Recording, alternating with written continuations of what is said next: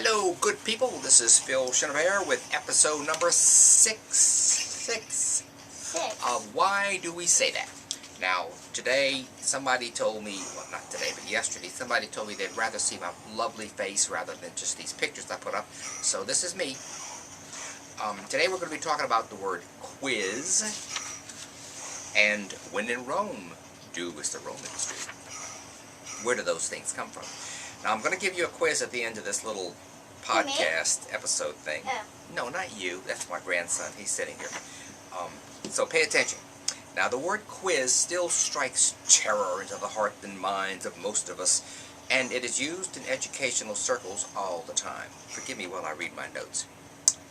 And of course, it's almost impossible to turn on the TV without seeing a quiz show of some type. So, where did this irritating word come from?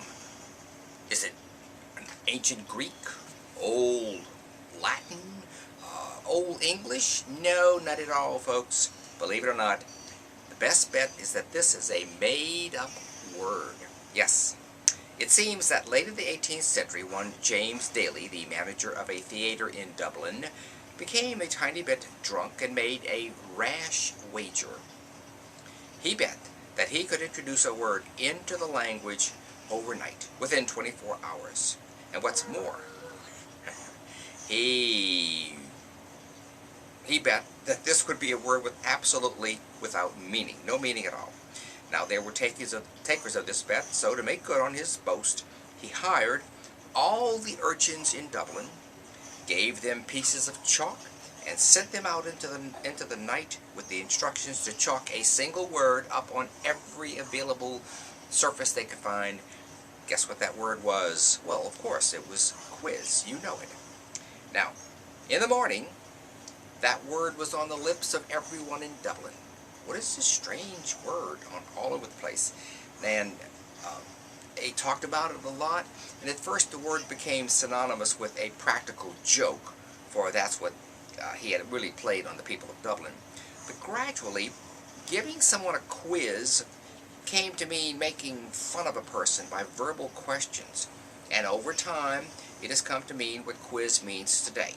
Now, I'd like to give you a quiz, and I said I'd give you a quiz, so here it is. What was the name of the person who made up this word? James Daly. Well, we'll have makeup next week, so don't worry about it. The next little phrase is, when in Rome, do as the Romans do. This is an interesting phrase. I'm going to put my glasses on now. I can read. Have you ever heard the phrase, when in Rome, do as the Romans do? Well, sure you have. And usually it's given with the shrug of the shoulders, implying that one should go along with whatever the natives do in the local locality. But whether it's driving on the wrong side of the road, like in England, or eating strange little creepy, crawly crustaceans like here in South Louisiana, we call them crawfish. You just go along with the natives. Now, this phrase originated in the 4th century when the Bishop of Hippo, some people know him as St. Augustine, asked the Bishop of Milan, St. Ambrose, for some advice on which day of the week he thought it would be most proper to fast, since he had noticed that the usage was different in different parts of the Mediterranean. Some did it on Wednesday, some did it on Friday, and some did it on both days. Well, St. Ambrose wrote back with lots of wisdom that it would be best to follow the local custom, and his quote was, quote, when in Rome, do as the Romans do. When in Milan, do as the Milanese do. I think that's how you say it. So anyway, this has been Phil Chenevert with episode 6 of Why Do We Say That, and you're getting to see my face as I talk. Isn't it exciting? Talk to y'all later. Hope I got that.